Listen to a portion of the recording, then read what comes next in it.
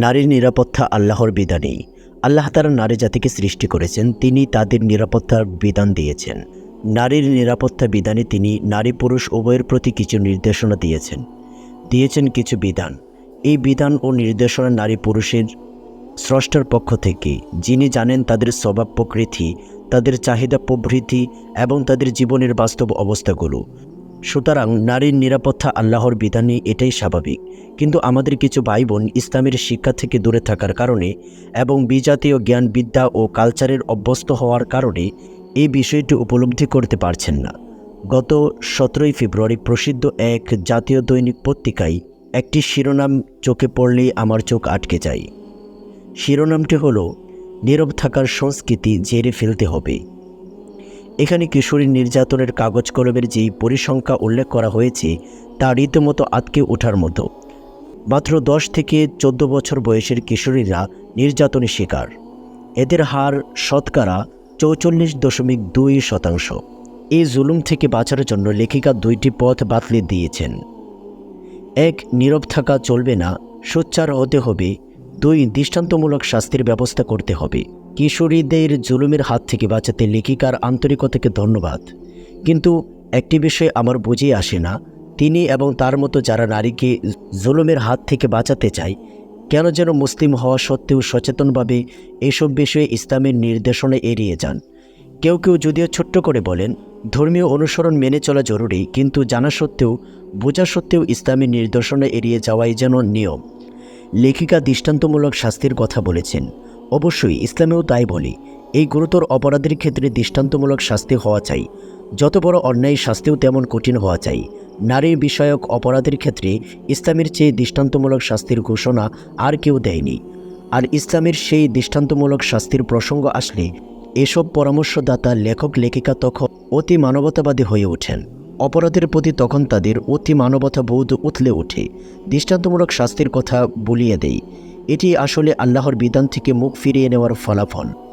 উদ্ভ্রান্তির ন্যায় এদিক ওদিক ছুটে চলা, একবার এদিক দরদ আরেকবার ওদিকে মায়া কান্না।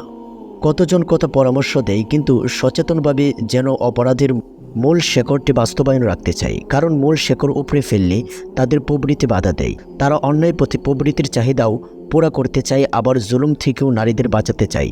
ফলে তাদের সকল চেষ্টা হয় তীহ প্রান্তরে অনর্থক ছুটে চলা।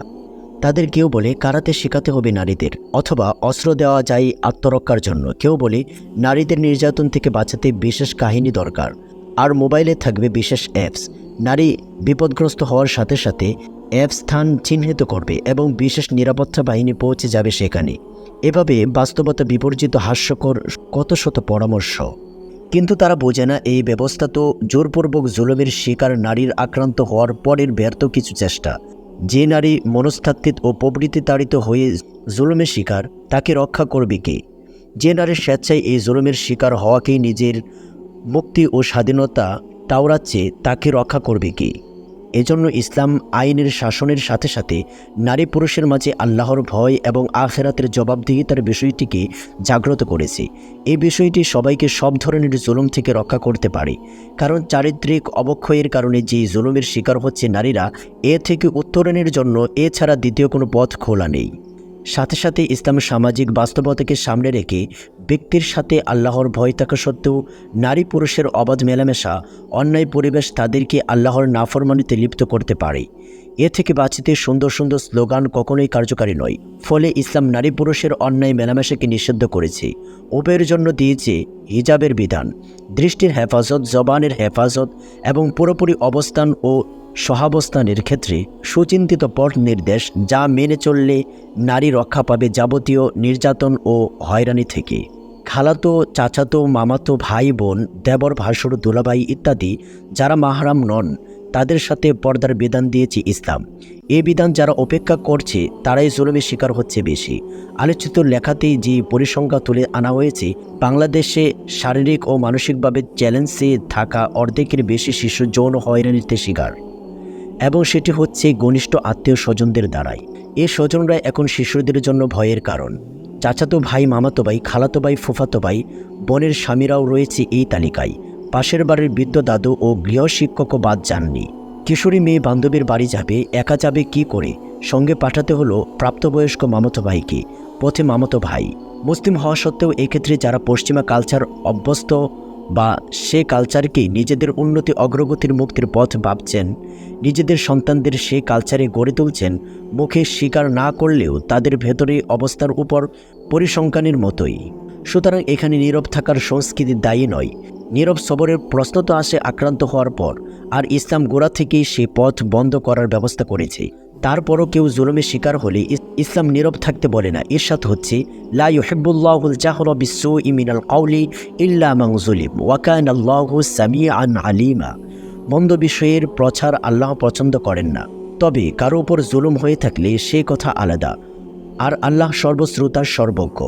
জুলুমের শিকার নারী অবশ্যই মুখ খুলবে এবং তার জুলুমের প্রতিকার করবে, কিন্তু যারা নিজ পাপের কথা মানুষকে বলে বেড়াবে, FM রেডিওতে সারা দেশবাসীকে তার পাপের সাক্ষী বানাবে, সেই সংস্কৃতির পৃষ্ঠপোষকদের থেকে আমরা কিভাবে নারীর মুক্তির নির্দেশনা নিতে পারি? খুদ নারীকে জুলুমের হাত থেকে রক্ষা করার পরামর্শ দাতাগণই তো এই জুলুম মেনে নেওয়াকে নারীর সামনে মুক্তি ও নারীর স্বাধীনতা বলে উপস্থাপন করছে।